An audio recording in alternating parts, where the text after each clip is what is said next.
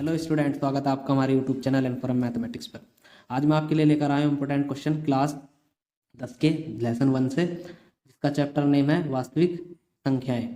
तो सबसे पहला क्वेश्चन है, बोर्ड परीक्षा के लिए इंपॉर्टेंट है, इसके जैसा क्वेश्चन आ सकता है, ठीक है ना। तो ये है हमारा 135 और 225 का एचसीएफ यूक्लिड विभाजन एल्गोरिथम से निकालना है। दूसरा क्वेश्चन है 306,657 का एचसीएफ 9 है, तो एलसीएम 306,657 ज्ञात करो, यानी इन दोनों का हमें एलसीएम ज्ञात करना है। तो अगला क्वेश्चन है हमारा 3 + 2√5 एक अपरिमेय संख्या, इसे सिद्ध करके दिखाओ। ठीक है, एक इसमें ये भी क्वेश्चन होता है कि √3 एक अपरिमेय संख्या है, अपरिमेय संख्या है। ये क्वेश्चन भी इंपॉर्टेंट है। इसमें और क्या पूछ सकते हैं, वो √3 की जगह √2 या √5 भी दे सकते हैं। ठीक है, 23/125 का शांत प्रसार बिना भाग के कीजिए। तो इस तरीके के सवाल को हम वहाँ पे कैसे हल करेंगे, ठीक है, 2 नंबर में हमारे से पूछे जा सकते हैं। तो देखिए कैसे हम सवालों को हल करेंगे। तो पहले सवाल का तरीका, और कोई भी सवाल आए वो भी हमें ऐसे ही करना है। यूक्लिड विभाजन परिमेय जो हमारी एल्गोरिथम है, उस समय एचसीएफ कैसे निकालना होगा। देखिए पहले क्वेश्चन का हल, ठीक है, पहले का हल लिखते हैं। पहले का हल होगा, सबसे पहले आपको क्या करना है, जो भी बड़ी संख्या है और जो छोटी संख्या है ना, उन दोनों में देखकर आपको क्या करना है कि 225, ठीक है, बराबर 135, ठीक है, यूक्लिड विभाजन परिमेय का कहती है। आपको क्या करना है, सिंपल सा भाग कीजिए। आप ऐसे करते थे 225, ठीक है, 135, छोटी वाली संख्या से भाग करनी है हमें बड़े वाली संख्या को। ठीक है, तो 135 हम देखें कितनी बार चलेगा। ठीक है, आपने देखा एक बार चला, आपने एक बार चला दिया इसको 0, ये 22, ठीक है, आपने यहाँ पे 12 बनाया, 12 में से 1 बच गया 9। ठीक है, अब आपको क्या करना है, इसको टेबल बना लेना है और 135 यहाँ लिख लेना है। ठीक है, उसके बाद इस पे टेबल चलाया तो ये भी एक बार चला, उसके बाद 5 और ये 13 में से 9 जाके ये बच गया 45। अब 90 को यहाँ पे ले आइए। ठीक है, तो 45 दूनी 90 हो गया, ये पूरा आपसे ये कट गया। तो अब इसको बस लिखने का तरीका देखना है, यूक्लिड विभाजन परिमेय का कैसे लिखेंगे।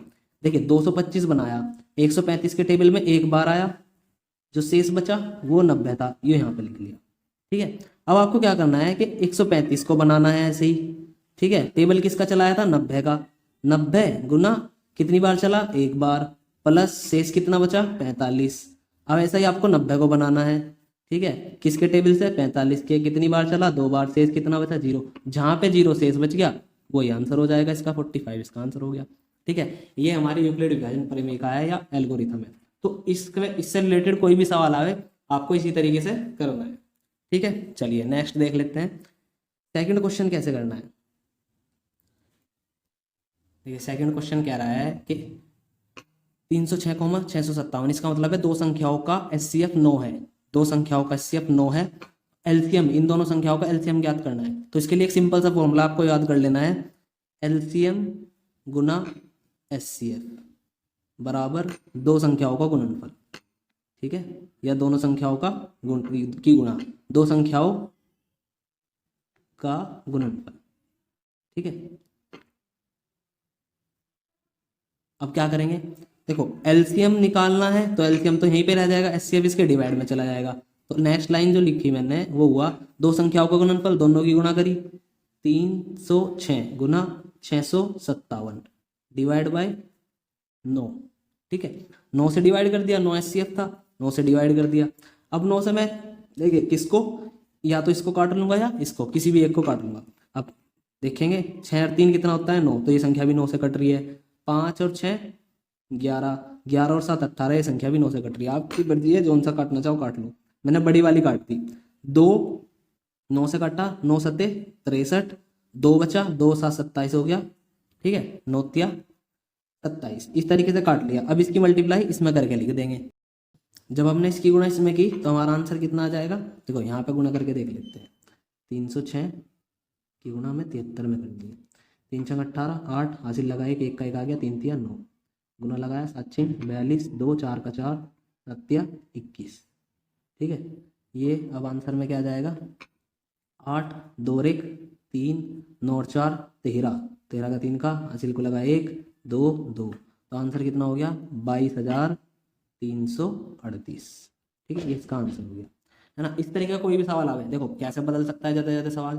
यहाँ पे क्या क्या देगा कि इन दोनों का एचसीएफ की जगह एलसीएम दे देगा, ठीक है, और यहाँ पे एचसीएफ पूछ लेगा, ठीक है ना। तो इस तरीके के सवाल भी हमें वहाँ पे पेपर में सोल्व कर देने हैं।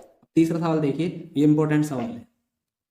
चलिए अब इसका तीसरा क्वेश्चन देखते हैं। देखो वो क्या है, 3+2√5 एक अपरिमेय संख्या है, सिद्ध करो।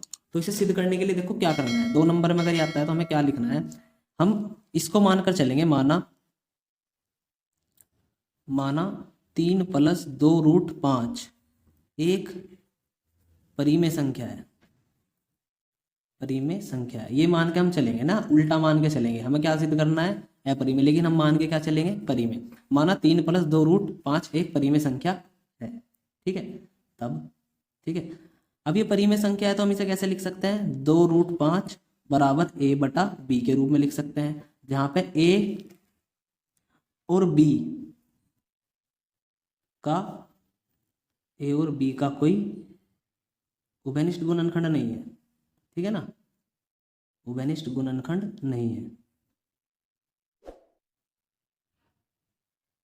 ये लिखने के बाद आपको क्या करना है, आप कहोगे ये देखो ये सारी चीज जो है ना, ये 3 जो है, ये जो रूट वाली चीज है बस ये इधर छोड़ देनी है, बाकी सब इधर ले जाना है। तो कैसे लेके जाएंगे, तो पहले तो 3 लेके गए, तो यहाँ पे 2√5 बराबर a/b, माइनस में कौन आया, 3, ठीक है। अब 2 लेके चले गए, तो √5 बराबर a/,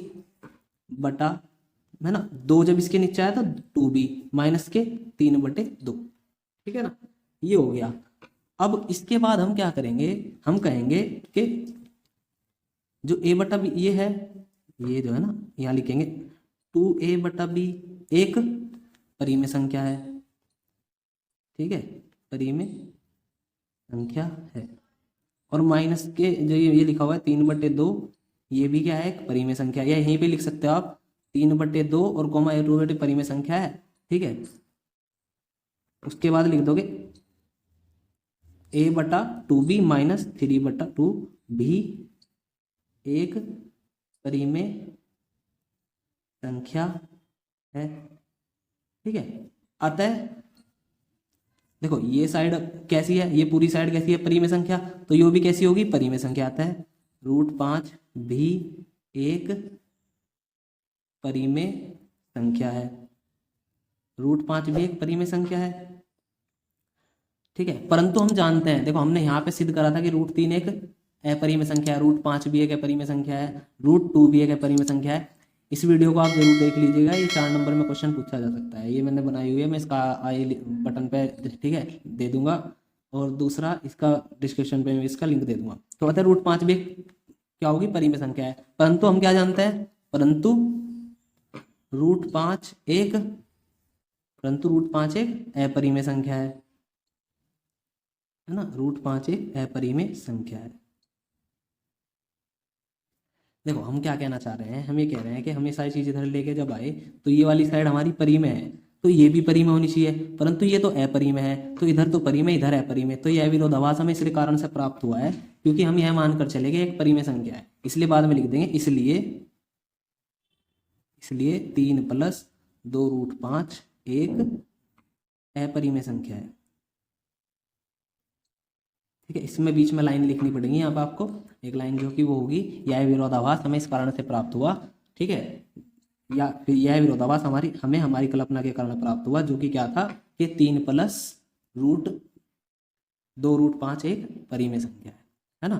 तो हमने यहाँ पे सिद्ध कर दिया कि इसलिए 3+2√5 एक अपरिमेय संख्या है, ठीक है। नेक्स्ट करें, नेक्स्ट देखो, नेक्स्ट में कह रहा है कि 23/125 का शांत प्रसार बिना भाग किए कीजिए। शांत प्रसार करना है बिना भाग किए, भाग नहीं करनी है, ठीक है। तो बिना भाग किए शांत प्रसार कैसे करते हैं, देखो शांत प्रसार करने के लिए मैं पहले क्वेश्चन लिख लेता हूँ। हमारा ये क्वेश्चन हो गया, ये तो हमारा तीसरा था, ठीक है, ये चौथा क्वेश्चन है। तो ये क्वेश्चन कैसे करेंगे भाई, ये हो गया 23/125 है ना, 23/125। अब इसका भाग नहीं करनी है, इसको बिना भाग के शांत प्रसार करना है। तो उसके लिए क्या करो, सबसे पहले फैक्टर कर लो नीचे वाले के। देखो फैक्टर कैसे करोगे, 5 × 5 × 5 है ना, 5 पंजे 25, पंजे 125, फैक्टर हो गए। फैक्टर करने के बाद जितने 5 हैं या जितने 5 की पावर, ऐसे ऐसे एक बार ऐसे लिख लें अगर हम इसे 5 की पावर 3, तो जितने 5 की पावर है ना उतनी ही 2 की पावर होनी चाहिए। ऊपर नीचे गुना कर दो, 2 की पावर 3 से ऊपर और 2 की पावर 3 से ही नीचे। तो ये हो गया 23 गुना 8 और अपॉन में हो गया हमारा, देखो 5 दूनी 10, पावर 3 ही रही, तो 10 की पावर 3 मतलब 1000, है ना। अब यहाँ से हमें करना है इसको आगे, तो यहाँ से देखो क्या हुआ, 23 के टेबल 8, तो 23 अट्टे हो गया हमारा 184, डिवाइड बाय हो गया 1000, है ना। तो भाग नहीं कर रहे हम इसमें, सिर्फ शांत प्रसार लेके आ रहे हैं। तो अब क्या करेंगे, इसे 1000 से डिवाइड कर दिया, ये हो गया 0.184, ये आपका आंसर, शांत प्रसार में हमने बदल दिया इसे। देखिए अब इस लास्ट वाले क्वेश्चन पे बेसिस आपसे कैसे कैसे क्वेश्चन पूछे जा सकते हैं। आपसे पूछा जा सकता है कि बताइए इसका जो दशमलव प्रसार है वो शांत होगा या नहीं। अब मेरी बात ध्यान से सुनो कि अगर जो हमारा ये नीचे है ये है ना, अगर इसमें P/Q मान लेता हूँ, तो Q के फैक्टर अगर ऐसे हैं, Q के फैक्टर कैसे हैं, जिनमें 5 है या फिर 2 है, 5 है या 2 है, या फिर 5 और 2 दोनों है, जैसे या तो 2 गुना 2 करके है Q, या फिर 2 गुना 5 करके है, या 5 गुना 5 है, कितने भी कहीं तक भी जा सकेंगे, ठीक है। तो अगर 2 और 5 है ना इनके फैक्टर में, ठीक है, जैसे मैं कह दूं MN, है ना, या इस तरीके से है, तो जिसके भी फैक्टर में यानी Q में ऐसा फैक्टर आएगा वो क्या होगा, वो एक शांत संख्या होगी। बस ये आपको देख लेना है। और आपसे क्या पूछा जा सकता है, आपसे पूछा जा सकता है इस वाले क्वेश्चन में, तीसरे वाले में और भी क्वेश्चन बनाए जा सकते हैं इसमें, जैसे 3 की जगह यहाँ 3 है तो माइनस दे देगा, कुछ भी संख्या को बदल देगा। बस आपको क्या करना है कि आपको ये रूट वाली संख्या, ये जो रूट वाली संख्या है ये इधर की तरफ छोड़ देनी है, बाकी जो भी बचेगा उसे दूसरी तरफ लेके जाना है। और इधर वाली संख्या तो क्या होगी, परिमेय, इधर वाली अपरिमेय होगी, और विरोधाभास मिल जाएगा आपको और आपका ये सवाल प्रूफ हो जाएगा। तो पहले अभ्यास में से इस तरीके के सवाल आपको देखने को मिल सकते हैं। शांत दशमलव प्रसार, है ना, और अपरिमेय संख्याएं किन्हें कहते हैं, परिमेय संख्याओं का ये पुनः भ्रमण, ये सारी चीजें इसमें पूछी जाती है। ये वाला क्वेश्चन √3, √2 और √5, ये वाला क्वेश्चन इसमें से पूछा जाता है ना, LCM SCF, यही इसमें पहले अभ्यास में से हमारे पूछे जाते हैं। तो इन 4-5 क्वेश्चंस की आप तैयारी कर ले हो ढंग से, तो आप पहले वाली अभ्यास की तैयारी कर सकते हैं इस तरीके से। तो इस प्रकार की वीडियो देखने के लिए सब्सक्राइब करें हमारे M4M मैथमेटिक्स चैनल को। और दूसरा, मैं क्या कर रहा हूँ कि रोज ही इस प्रकार की वीडियो ला रहा हूँ अब, जब तक हमारा पेपर है, तो रेगुलर हमारी वीडियो को देखते रहें ताकि आपका पेपर सही हो। धन्यवाद।